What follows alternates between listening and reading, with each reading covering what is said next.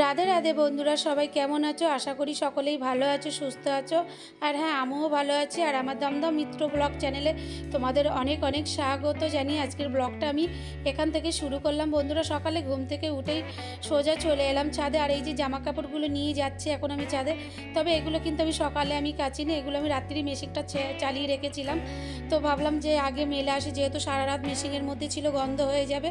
তাই ফার্স্টেই আমি ঘুম থেকে উঠেই সোজা চলে এলাম ছাদে। আর ছাদে এসে জামা কাপড়গুলো এখন মেলবো। তারপরে মেলার পরে বন্ধুরা, তারপর তো জানো সকালে কত কাজ থাকে সবার, তো সেই কাজগুলো করতেই হবে। আর আজকে তো কাজগুলো সারবো, তাড়াতাড়ি করছি, কেননা ডিউটি বেরোতে হবে। তার আগে চলো মেলে নিই, কেননা কালকে রাত্রি বৃষ্টি হয়েছিল, আমি ভোরবেলায় উঠে দেখছিলাম বৃষ্টি। তো ছাদের অবস্থাটা গিয়ে দেখি আগে, তারপরে বলছি। তো ছাদে উঠে দেখছি বেশ জায়গায় জায়গায় জল জমে আছে, আর সুন্দর একটা ওয়েদার। কি বলবো তোমাদের, এত সুন্দর লাগছে না, কি বলবো। মানে সকালের মৌসুমটা ছাদে এসে এত সুন্দর উপভোগ করবো ভাবতেই পারিনি। দেখো এখনও রোদ্দুর উঠেনি, চারিদিকে একটু মেঘলা মেঘলা ভাব। এত সুন্দর ওয়েদারে একটা কথা খুব মনে পড়ছিল বন্ধুরা, তাই তোমাদের কাছে ভাবলাম শেয়ার করেই ফেলি। শ্রীকৃষ্ণ ভগবান হয়ে নিজের নিয়ন্ত্রণ বলতেই পারিনি। আস্তে আস্তে নিজের ঘর বাড়ি জন্মস্থান এমনকি প্রিয় মানুষ কেউ নিজের করে পাইনি। আর আমরা তো মানুষ, তাই যা পেয়েছি কপালে আছে সব মেনে নিতেই হয়, এবং ধর্মের সাথে কর্ম করতেই হবে। যা হবে ভালোর জন্যেই হবে। রাধে রাধে। শরীরটা একদমই ভালো নেই, একদম ইচ্ছা হচ্ছে না যে কোনো কাজ করি। কিন্তু কি বলো তো, আমাদের মেয়েদের শুয়ে থাকার মতন কোনো জায়গা থাকে না। সকাল হলেই বাসি কাজে হাত দিতে হয়, কারণ যতই শরীর খারাপ থাকুক, আরও বিশেষ করে যদি একার ঘরে হয়। আর আমার সম্পূর্ণটাই আমার একার ঘরে, আমার ঘরে আদার্স কেউ নেই। আমরা তিনটে ব্যক্তি ছাড়া আর এই সংসারে কেউই নেই। তো আমি যদি বিছনায় পড়ে থাকি শরীর খারাপে, তাহলে আমার সংসারের কাজগুলো করার মতন কেউ থাকে না। তো যাই হোক, কষ্ট হলেও কাজগুলো আমাকে করতেই হবে, কিচ্ছু করার নেই। আর তোমরা এর আগের ভিডিওই দেখেছো, আমার শরীর খারাপের কথা তোমরা জানতে পেরে গেছো, যথারীতি আমি তোমাদের জানিয়েছি। তো জানি না বন্ধুরা আমি কতটা ভালো থাকবো, কতটা সুস্থ থাকবো। তবে তোমাদের কাছে আমি এইটুকুই অনুরোধ করব, তোমরা যদি আমাকে আমার ঠাকুরের কাছে প্রে করো আমার হয়ে, তাহলে হয়তো আমি তাড়াতাড়ি সুস্থ হয়ে যাবো, এইটুকুই তোমাদের কাছে আশা করব। তো যাই হোক চলো, সকালে কিন্তু আমি এখানে একটু হাঁটছিলাম, জামা কাপড় মেলার পরে বেশ ভালো লাগছিল, মনটা যেন খুব ফ্রেশ ফ্রেশ মতো লাগছিল। তবে কষ্ট হচ্ছিল শরীরে, বুকের মধ্যে এখন যেন হঠাৎ করে দেখছি এই দানির খুব ব্যথা করে, যন্ত্রণা করে, শ্বাস নিতেও কষ্ট হয়।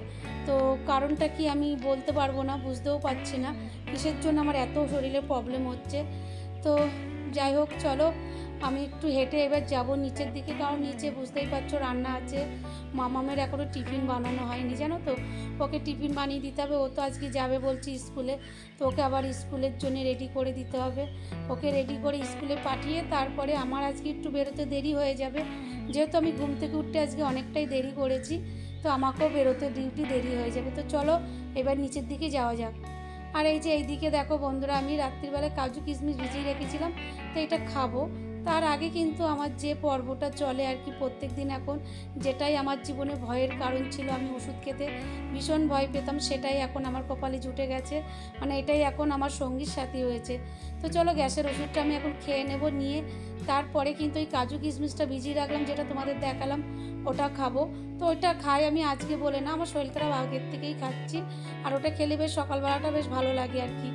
তো তারপরে আমি গ্যাসের ওষুধটা খেয়ে দেওয়ার যে আরও যে ওষুধগুলো আছে সেগুলো খেতে হবে। সেই ওষুধ খেতে গেলে প্রথমেই খেয়ে নিতে হবে গ্যাসের ওষুধ, যেহেতু ওগুলো সব কড়া কড়া ওষুধ। তো ওটা আগে না খেলে এই ওষুধগুলো আমি খেতে পারবো না আর কি। তো চলো ওষুধের পর্ব তো শেষ করতেই হবে, করার পরে তারপরে চলে যাব ওইদিকে, মামামের একটু গরম গরম দুধ দেব হলুদ দিয়ে, তো সেটা বসাতে হবে। তো চলো ওষুধ তো খেলাম দেখলে, এবার যাই মামামের দিকে। এখানে এই যে মামামের জন্য একটু দুধ বসিয়ে দিয়েছি, তো ওকে আমি একটু দুধটা হলুদ দিয়েই দেবো। হলুদে কিন্তু খুব সুন্দর একটা অ্যান্টিবায়োটিকের কাজ করে। আর এখানে আমার জন্য লাল চা বসিয়ে দিয়েছি।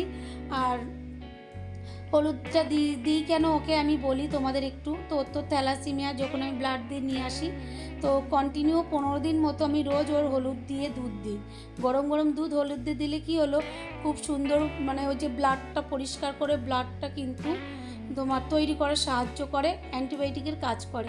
তো সেই কারণে আমি এটা আমার নিজের যুক্তিতেই করি, আমি ডাক্তারের যুক্তি ছাড়াই দিই আর কি। তো যাই হোক চলো, সোফাটা এদিকে গুছাতে চলে এলাম। আমি না সোফাটার কভার তুলেছিলাম জানো তো, তোলার পরে আমি ভাবলাম কি এটা কাচতে দেবো, আজকে আর হবে না, মেশিনে ঢুকিয়ে রাখবো, গতকাল কাচবো আর কি। তারপর দেখছি না খুব একটা ময়লা হয়নি, হালকা ময়লা হয়েছে, তা ওটা আর তুললাম না, আবার ঝেড়ে পেতে দিলাম। যাক 2-1 দিন আরও চলুক, তারপরে তুলবো। কাচলে তো কাচাই হয়ে যাবে, সেটা বড় কথা না। আর আগে তো হাতে কাচতে ভীষণ ভয় পেতাম, এখন আর সেই ভয়টা আমার নেই। মেশিনেই দিয়ে দিলাম, নিজেই কাঁচা হয়ে গেল, কি সুখ আর বলো না। তো চলো তারপরে এইদিকে একটু তুমি কি করছো? তুই জানিস না আমি কি করছি? না। ভাব নিচ্ছি, ভাব। ও আচ্ছা। ওষুধ দিয়ে ভাব নিচ্ছি। কতদিন যে শাস্তি পাবো আমি জানি না। ডাক্তারবাবু দিয়েছে একটা ওষুধ, গরম জলের মধ্যে ফেলে ভাব নিতে হবে। তো আমি তো এখন ডিউটি বেরোবো, তাই এখন ভাবটা নিয়ে নিচ্ছি, নিয়ে তারপরে ডিউটি বেরোবো। কথা বলতে পারছি না, ভীষণ কষ্ট হচ্ছে বন্ধুরা। তো অল্প কথা বলবো, কিছু মনে করো না। আর যদি কোনো ভুল টুটি হয় সবাই ক্ষমা করে দিও। তো চলো আবার ভাবটা নিই, না তো মাটা বেরিয়ে যাচ্ছে জানো তো, ভাবটাকে নিয়ে নিই। ঠিক আছে, তুমি ভাবনা, আমি স্কুল যাচ্ছি। আর এইদিকে আমার সোনা মাম্মাম কিন্তু স্কুলে বেরিয়ে পড়লো, দেখতেই পাচ্ছ। তো এখন স্কুলে চলে যাবে, আর আমি এদিকে রেডি হয়ে আর আমিও বেরিয়ে পড়বো ডিউটিতে, কারণ আমারও সব কিছু হয়ে গেছে, শুধু রেডি হবো আর বেরিয়ে পড়বো। তো চলো বন্ধুরা দেখতে থাকো পুরো ভিডিওটা, আর তোমাদের সাথে আবার দেখা হবে কিন্তু সেই সন্ধ্যাবেলায়। এর মধ্যে আর দেখা হবে না, কারণ মাম্মাম সন্ধ্যাবেলায় বাড়ি আসবে, এসেও পড়তে চলে যাবে, আমি এসে দেখবো মাম্মাম বাড়িতে নেই। তো চলো দেখতে থাকো। এই যে মিঠু এখন আমার কোলে উঠে গেছে, এই যে দেখেছো, মিমিকে খোঁজ করছে। মিমি তো পড়তে গেছে না, মিমি না আসলে তো হবে না, আর মিমি ওকে খেতে দেবে, আমি দেব না। ও যে মিমির বাচ্চা এটা আমার। মিমি মিঠুকে ভীষণ ভালোবাসে, আর মিমি যদি একবার মিঠু বলে ডাকে, যেখানে থাক ওর যদি কানে আওয়াজ যায় ও ঠিক ছুটে চলে আসে। দেখলে না আমি ডাকলাম, আমার ডাকও কিন্তু চলে আসে। মিঠু কি হলো, কি হয়েছে বল? মিঠু বলে বাবালে শোবে, ওই বাবালে। এই দেখো কি করছে, দেখো আদর খাবে এখন। তো মিমি না আসলে হবে না, মিমি এসে ওকে দেখবে কত আদর করে। ওর জন্য দুধ রেডি করে রেখে স্কুলে গেছে। মিঠু দুধ খেয়েছিলি? মিঠু কিরে তোকে, হ্যাঁ দুধ খেয়েছিলে? ও দুধ খেয়েছিল। গা চুলকাচ্ছে দেখো কিভাবে। আয় কোলে আয়, কোলে আয়, এখানে আয়, আদর করে দেবো, কোলে আয়, আয় কোলে আয়, মিমি আসবে, এক্ষুনি আসবে। কি হলো? তো দেখো কিভাবে আদর খাচ্ছে, এখন এই আদর খাবে, আর মিমি আসুক তারপর মিমির আদর খাবে।